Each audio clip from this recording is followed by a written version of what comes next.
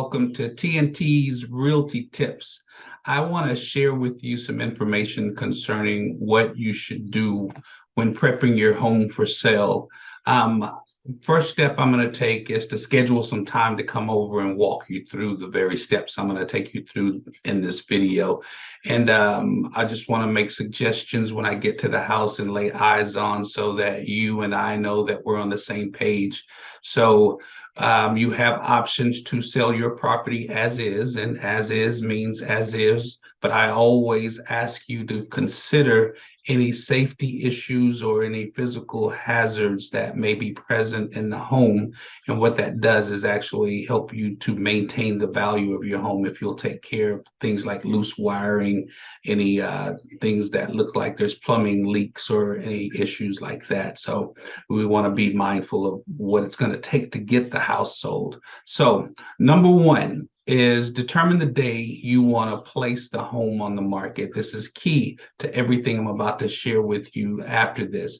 Everything in the property preparation list ideally will be complete prior to the day one of marketing.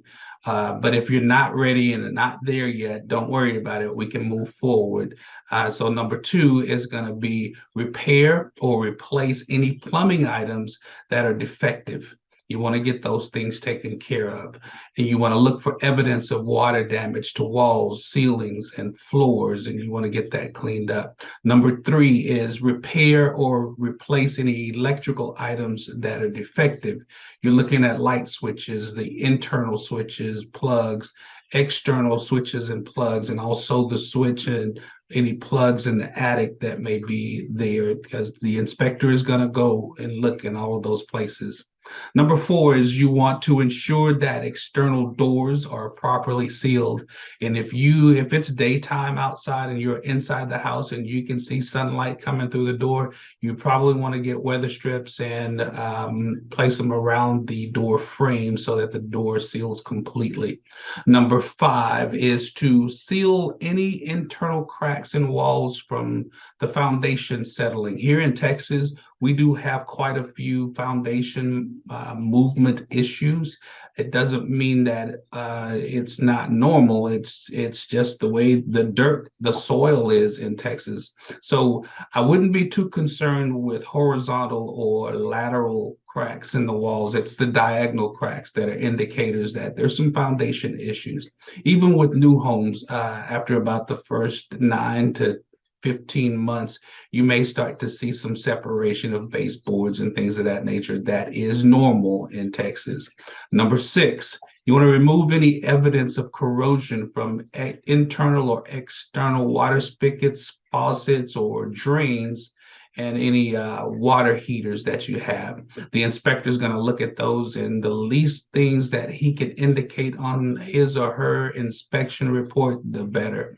And then there's number seven, which is make sure all the light bulbs in any one single room or adjoining rooms that are open spaces, make sure that the light bulbs burn at the same wattage. You want, if you have bright white light bulbs, let everything in that room be bright white. And if it's a kind of a dim yellow, lower wattage bulb, make it consistent throughout. It's more appealing to those who will be considering purchasing your property.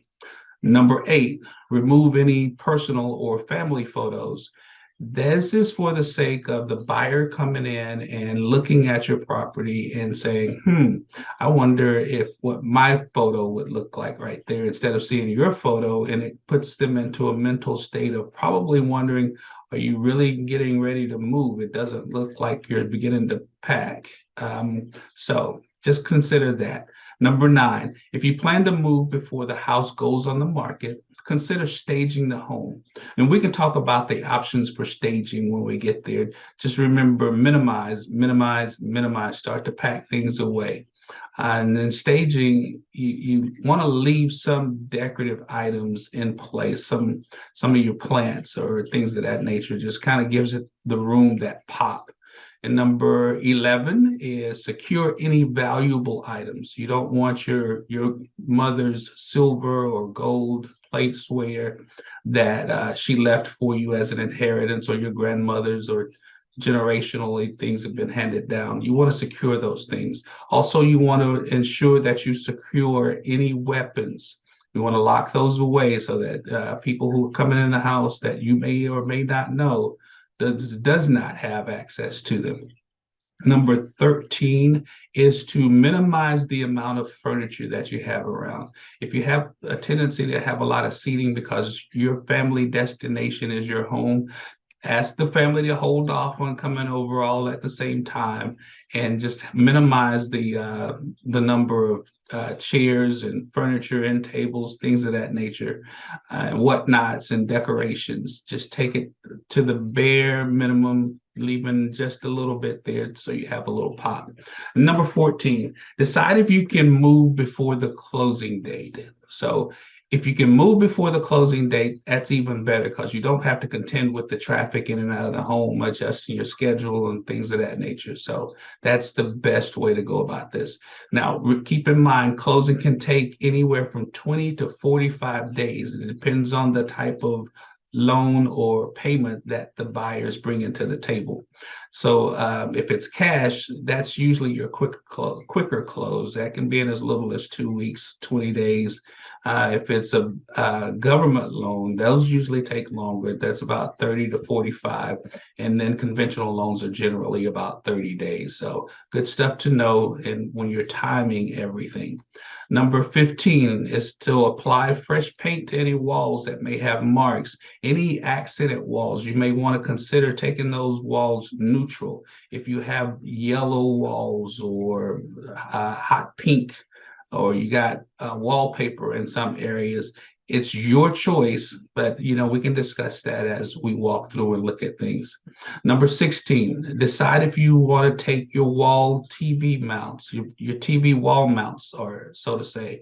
If it's attached to the wall, it becomes real property. So things like the curtain rods and such, those things are attached. You can remove the curtains, but the rods are attached to the wall. So consider those things. Chandeliers on the ceiling.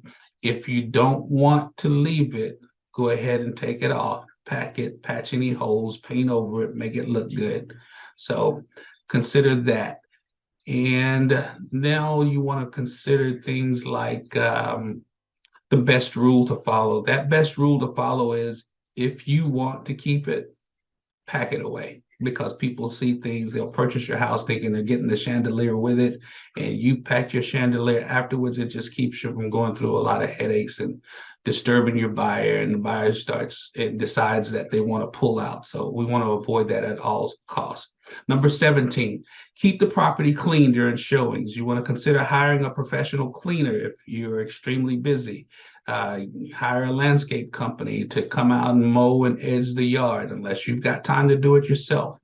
Number 18, determine any times that you don't want the house to be shown. If you enjoy having dinner with your family and you want to have that quiet time, let me know. I can block those times off for you and we can work on those things together. If it's a weekend and you want to have your family come over because you may be moving out of town and this is the last time you'll be able to see them on a regular basis, those are things that I'd like to discuss with you so we can have that up front and we don't get someone walking through your house and you've got 10 or 15 people there. Number 19, be prepared to leave the property during showings. You want your buyers or your potential buyers to be comfortable as you're showing or allowing them into your property so that they can have discussions with one another and determine what they like about the property and how excited they are about it. Those are things we don't want you to get involved with because people are emotional responders sometimes. So remember, the house is a property. Let's take it from my home to a property I'm selling because you're relocating. Number 20, gather all spare keys and garage door openers and place the extras in a secure location. You want to make sure you have all those ready because those are going to be transferred to the buyer or buyers on the day of closing and funding. So just pulling those aside. If you got keys that you've given to your children or grandchildren, or you got garage door openers in several cars, you want to start to collect all of those, reprogram them, one or two garage door openers is usually what transfers, and you can take the additional ones with you. Number 21 is allow 3 days for me to take measurements of rooms and photos of the property, and let me get those processed before I put your house on the market. It usually takes me about 3 days because I do some touch-ups on the photos, just to lighten the pictures. I don't do anything weird. So if there's a hole in the wall, the hole's going to be in the wall when I show the photo. So, but hopefully you'll patch those up as we walk through the house and I indicate those things that you should probably consider doing. All right. So those are my 21 steps in preparing your home for being placed on the market. I look forward to hearing from you. Reach out to me through the contact information on this website. Thank you.